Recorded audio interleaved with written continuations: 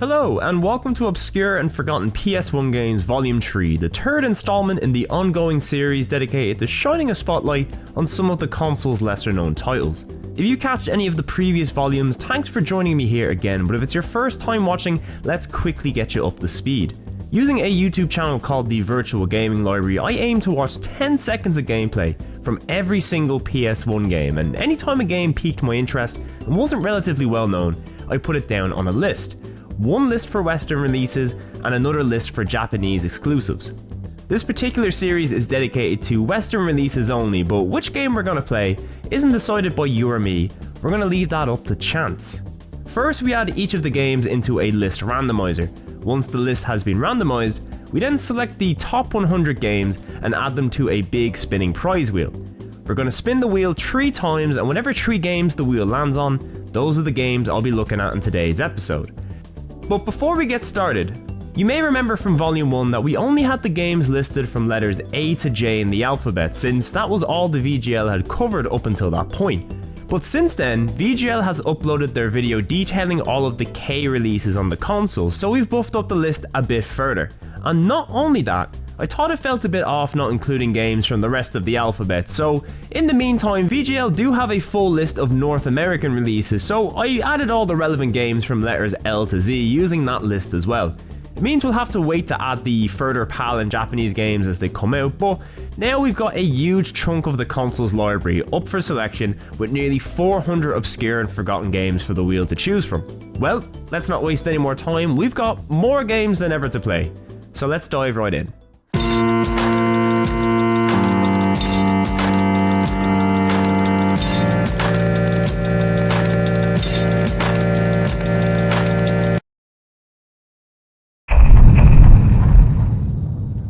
The wheel will provide.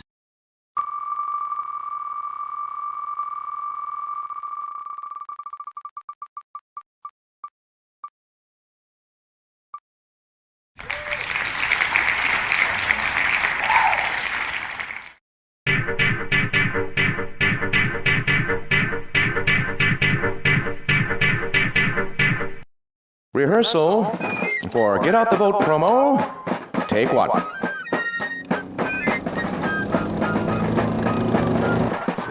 Wahoo! Hi, America! Hi, boys and girls! It's me, Tiny Tank! Cue the theme song. Tinky Tinky Clinky Clanky, new from Centrex, Tiny Tank, America's lovable... Wait. Is that my theme song? Well, it hasn't been finalized yet. Wanky, wanky, tanky, tanky, what the is that?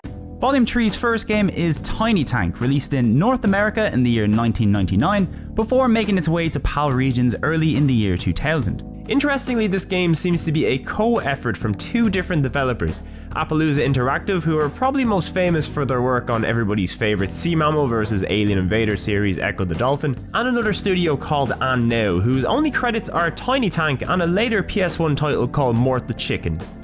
Yeah, they didn't last too long. Tiny Tank is an action platformer starring a tiny yellow tank called Tiny. I remember seeing advertisements for this game in magazines when I was a kid, and they were... well, let's just say I remember them after all of this time for a reason. So the game's plot is actually pretty cool. You, of course, play as the titular Tiny, who is the cute tank mascot for some American defense contractor called Centrex. The business of war isn't doing so hot right now, which means profits are down and public support is even lower. Centrex has a plan to get back on top though. They've been working on an army of advanced robots which will be able to replace humans on the battlefield, but how are they going to win over the American government and public? With a cute tank mascot, of course. He sings, he dances, he's got a cute little cannon for a nose. It's perfect. And wouldn't you know it, it worked! Fast forward 100 years into the future though, and Centrex's robots have now taken over the planet, with the remainder of humanity now living underground. God bless propaganda. The machine revolution started with Tiny dying over 100 years ago, but the game starts with Tiny mysteriously being brought back to life, and it's now up to him to defeat the machines and save humanity before their leader, the evil Moo Tank, drains the planet's atmosphere. So yeah, for an action platformer aimed at kind of a teen audience, this setup is surprisingly cool. There's lots of jabs at the complicity of the media, propaganda, and overall the game just has this very tongue-in-cheek anti-war message that I really dig. It's mostly pretty dumb at times and features a lot of edgy late 90s humor, but for the most part it actually really hits the mark. That's the most mealy-mouthed bunch of crap I've ever heard in my life. I can't believe that came out of my mouth. Somebody shoot me. That's right. Express your rage. Let it spew. Let it out. Feel better? Yeah, lots. Not you, Fred. Hi there. Hiya. The game itself is split into 25 different missions. These missions come in a few different shapes and sizes. Some can be full non-linear levels with multiple objectives to complete and a boss fight at the end. Some missions might take place in a much smaller map or even in a single room with a single objective to complete. The missions and objectives themselves are all relatively straightforward, most of the time just involving you searching out and destroying an object, but the game does mix things up with some fun and varied objectives and levels from time to time, so you never really feel like you're doing too much of the same. And while you'd expect a game based around a tank to be almost entirely focused on action, Tiny Tank also features a surprising amount of platforming as well. Tiny can jump, hover, dash, sidestep, barrel roll. I know I give games with tank controls a hard time, but this game's tank controls, they're a-okay. Tiny actually controls quite similarly to the tank sections from Star Fox 64 if you're familiar with them, only instead of being on rails we've got full 3D movement, and honestly navigating around feels pretty good. You've got plenty of options for avoiding fire, and while some of the platforming sections can feel a little janky and unpolished compared to the rest of the game, overall Tiny Tank is pretty satisfying to play. Combat is also very straightforward. Your main weapon is your little turret nose, and since there's no aiming or crosshair, Tiny just kinda locks onto enemies directly ahead of him, which works quite well. You also have the choice to rotate the direction of your turret if you want to get enemies to your sides or rear. A cool feature is that Tiny can also pick up additional weapons off downed enemies. Tiny has up to 4 weapon slots on his body, 2 on the front and 2 on the rear, and there is a pretty crazy amount of weapons you can freely equip and swap around on the body. Not long into a level, Tiny usually just ends up as a little ball of death, and I'm here for it. In this menu you might notice a few other options as well. You can collect these green orbs which can be freely slotted into the weapons of your choosing to boost their strength, and these orbs can also be used with one of Tiny's coolest features, these teeny weeny tanks, which Tiny can send out to either hunt enemies, collect items, or act as meat shields. Even though the game's combat is quite simple, there's a ton of choice and flexibility here, and if you go out of your way to collect as many green orbs as possible, it's really insane how overpowered you can get. One of my favourite things about the game though is its music and dialogue. Tiny gets his communications through a little radio antenna, and in-game Tiny is constantly tuned into a robot-run radio station that not only plays a variety of music covering multiple genres that serve as the game's background music, but most missions also include lengthy voice sections hosted by the game's antagonist Mutank, which are not only really funny but serve to add extra layers to the plot and backstory of what happened 100 years ago. It's really unusual, but it's also quite well done. When you're a machine in an organic environment, rust happens, but it doesn't have to happen to you. Now there's Rust Away. Simply have your Fix-It Crab rub this gel on the infected areas. You'll have relief not in months or days, but hours. Soon the atmosphere will be a thing of the past. Until then, there's Rust Away. Ask for it by name at your replicating unit. Also, Tiny dances to the game's music, which is a really nice touch.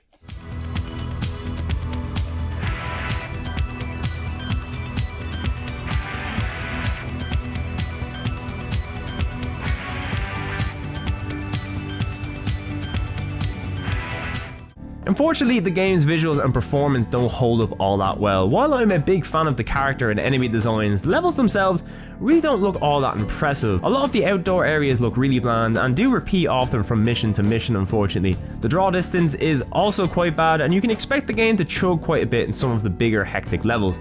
It's not really a deal breaker, but it's one area where the game really lags behind compared to other releases from the time. Overall, Tiny Tank is a really fun game. The gameplay is solid, and while it's nothing groundbreaking, it is a fun mixture of action and platforming that fans of either genre should get a kick out of. Where the game really shines though is in its humour and storytelling. You can tell the people who made this game were really quite passionate about it, and while attempts at comedy from this era usually fall flat when viewed from a modern context, especially in video games, I think Tiny Tank manages to hold up pretty well on that front.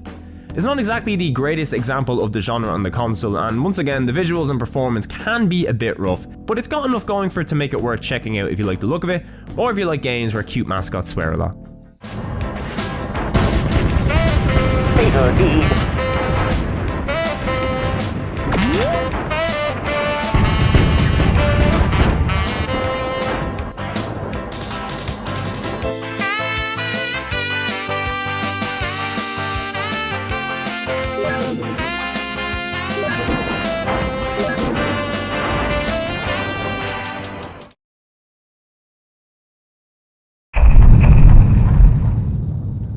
The wheel will provide.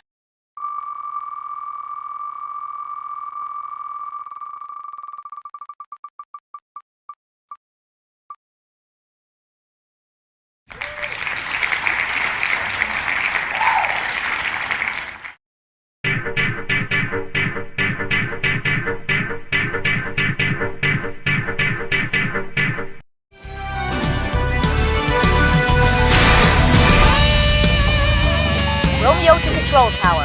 Uploading data to 37 and 45. I'm sending you updated strategic data. We're counting on you guys. Roger! Up next we have Project Horned Owl, which is a North American exclusive in the West, launching in early 1996, shortly after the Japanese version, which launched in 1995. Project Horned Owl is one of the PlayStation's many light gun compatible games, and to my knowledge is actually the first one ever released on the console. Well, it's either this or the Aerosmith shooter. I really hope I never have to play this one. Project Horned Owl was developed by Alpha Systems in collaboration with anime studio Movic.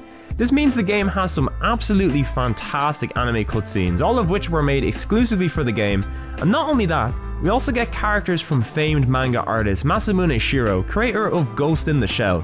So as far as anime credentials go, this game's packing some serious heat.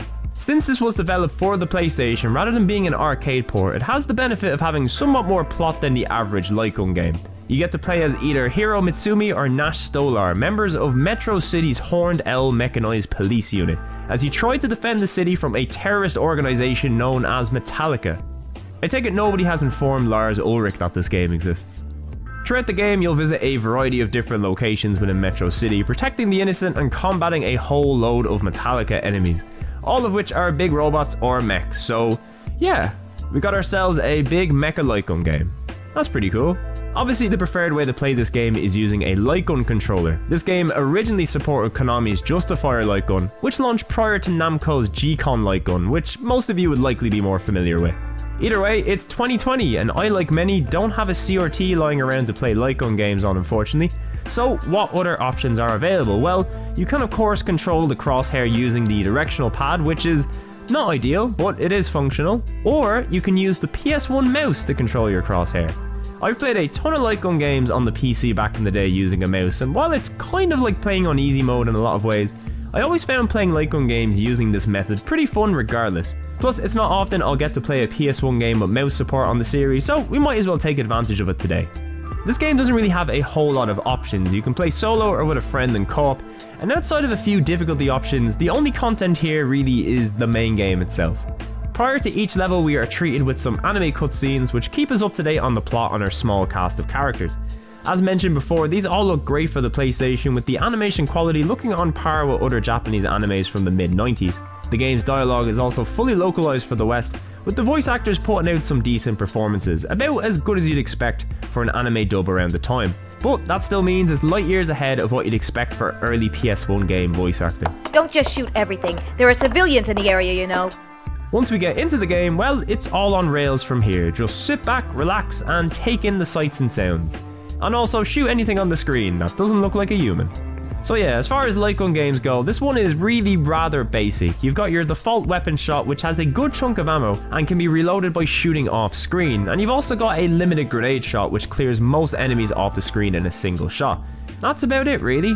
Damage is handled by a meter that starts at 100%, and different types of enemy attacks drop it by varying amounts. If you reach 0%, then you're dead, and you have to use one of your limited continues. Although if you make it to the end of the level, you will start the next with full health, which is quite handy. The environments are rendered fully in 3D, while all of the enemies in-game use 2D sprites. I think the enemy sprites look really nice and detailed, even when up close, so I don't mind the choice to keep things a bit more simple in that regard. The backgrounds themselves look nice and clean most of the time, but considering the game takes place in a near-future sci-fi setting, the levels do look a bit too bland and normal for my tastes. You've got a city, airport, warehouse, city again. There's definitely some really cool sections that look much better than others, but a lot of this game is just shooting cool enemies in bland environments, and it doesn't really mesh all that well in my opinion. The levels themselves tend to go on a bit longer than your average light gun game. There's only 5 in total, but most will take roughly 10 or so minutes to beat. Each level also ends as expected with a boss fight, and these are all pretty good. Some cool enemy mechs to fight, difficult attack patterns to overcome, definitely a highlight of the game. While the vast majority of each level will be taken up with shooting things, levels also take some time to get in some dialogue and banter between your characters and comms team. It slows down the action a bit and gives you some time to rest between fights, but for a game of this type, I think these sections can pop up a bit too often, and not only that, some of them tend to last quite a while, so you're just kind of watching your character slowly move along rails to the next section. Not only that, sometimes you just happen to move really slowly even when there's no dialogue, so you're just kind of sitting there waiting for something to happen. It's nothing deal breaking, but it does make the game feel a bit oddly paced at times. The game's soundtrack, thankfully, is pretty great. The game features level music that mostly sounds like some lad bashed it out on a Yamaha or Casio keyboard, so it's a little primitive, but the compositions are quite strong and suit the anime mecha style.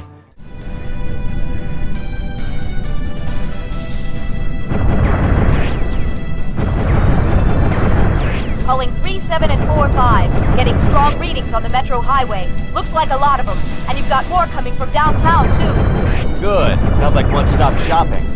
The opening and ending scenes, though, get the best tracks in the game by far, both featuring an Inappropriate amount of cheese. Keep a light burning in your heart. I'm gonna come back just as sure as I'm standing here. Yeah, yeah, yeah. I can see freedom in the dark. It's hiding in a newborn baby. You can see it in a mother's eyes. And I'll be here to keep the dream alive. truly glorious. So that's pretty much all there is to this game. It's a very competent light gun game that's fun to play, but once you beat its 5 levels, which should take you little under an hour, there's very little reason to come back to it. The anime cutscenes are great, but they are really short, and the plot, while better than your average light gun game, is still really bare bones and doesn't get enough time to develop. And since there's no additional weapons, no bonus items to shoot, and a lot of repetition with the enemies throughout the game, Project Horned Owl doesn't really give you any incentive to come back after that first playthrough. Still, as far as light gun games go, you could certainly do a lot worse, plus it's got mouse support. That's fun. AlphaVision, this game's developer, would later go on to make a light gun game on the PS1 called Elemental Gearbolt, which is generally considered one of the console's best, so hopefully we'll get a chance to check that out someday on the show. Until then, Project Horned Owl is definitely the console's best mecha light gun game at least, and for many of you that will be enough to make it worth checking it out alone, so go right ahead. You'll enjoy the sax music at the very least. Nash, I'll take care of these guys. No way, Hero, they're too much for you. Stay where you are. They're mine. Hey, Hero, don't worry, I'll handle it. Cut it out, you two.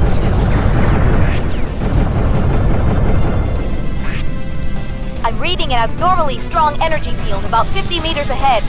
What's this? Wow, I've never seen a color like this on the radar screen before. What's that? Who's this guy? Scanning. Check.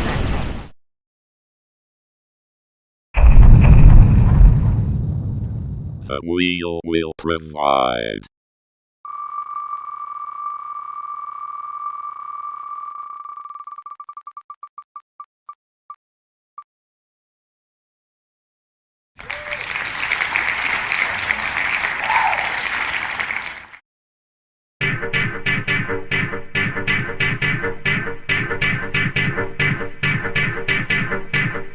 You're still alive, Elroy. What a miracle.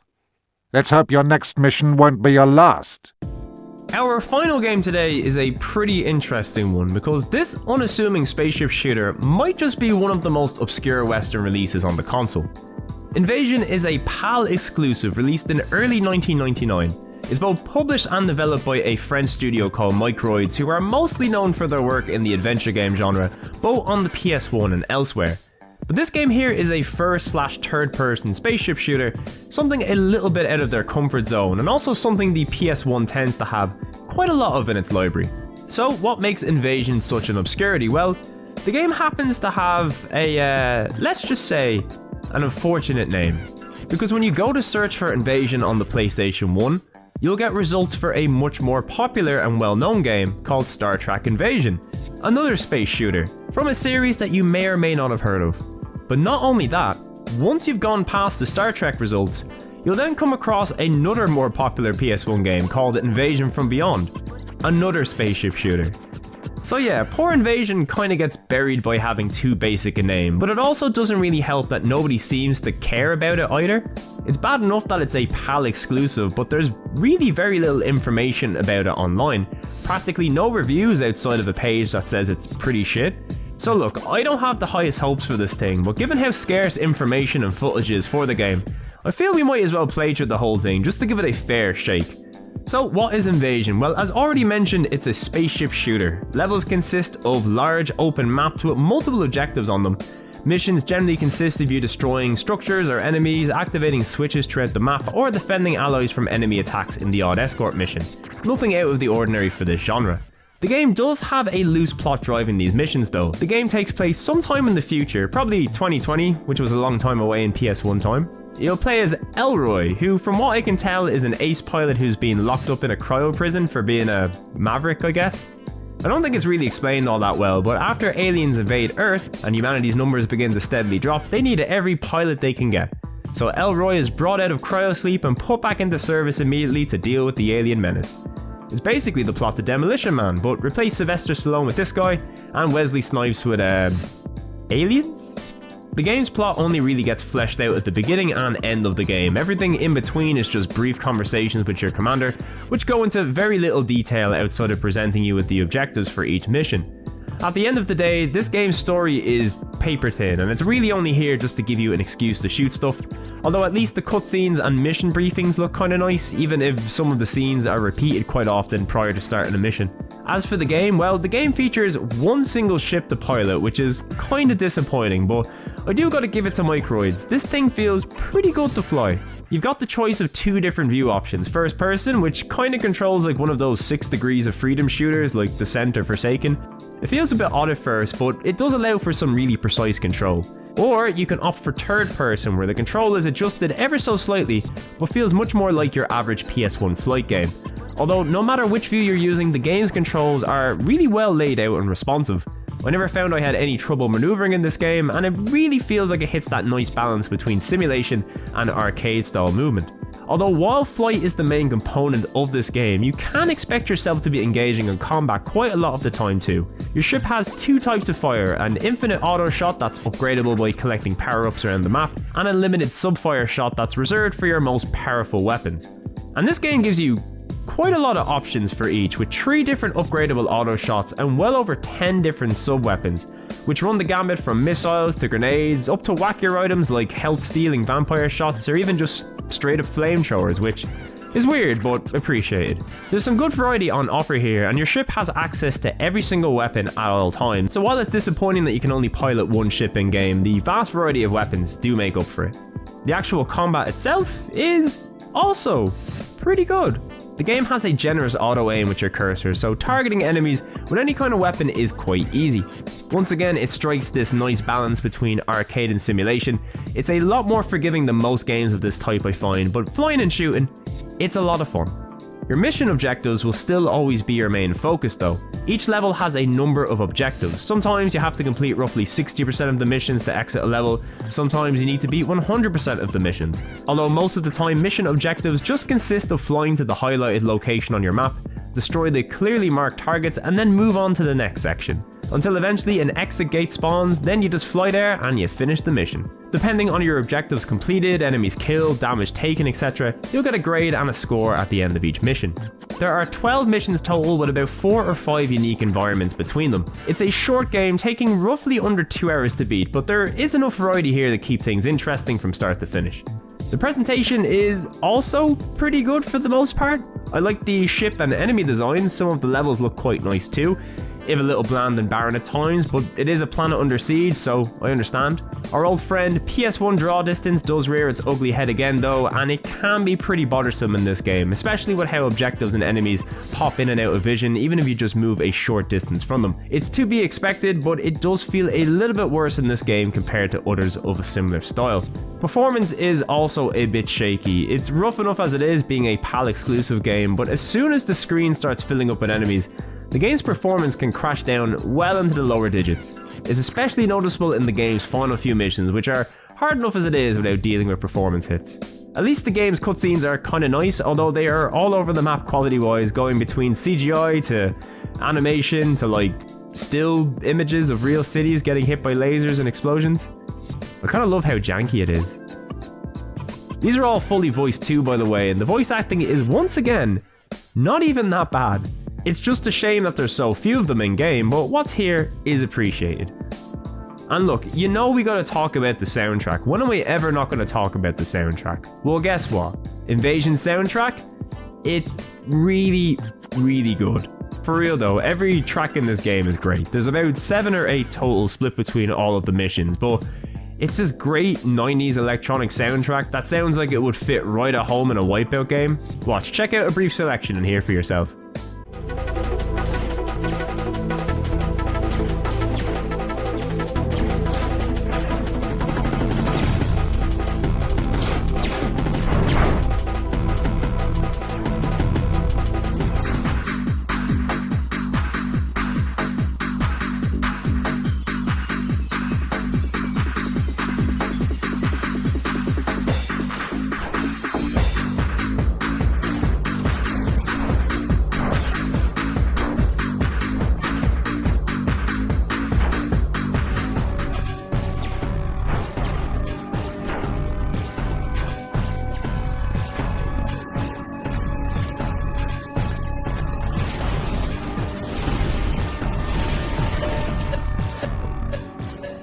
I'm gonna try put this soundtrack up on YouTube sometime if I can, since it's nowhere online from what I can tell.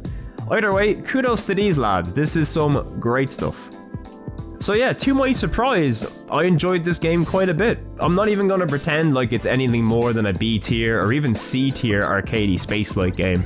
It's very simple, it's low on content, but overall, yeah, it's pretty good. If you're a fan of this genre and you're looking for a super European alternative to Colony Wars or some other similar PS1 flight games, don't let this one fly under the radar. It might just surprise you too.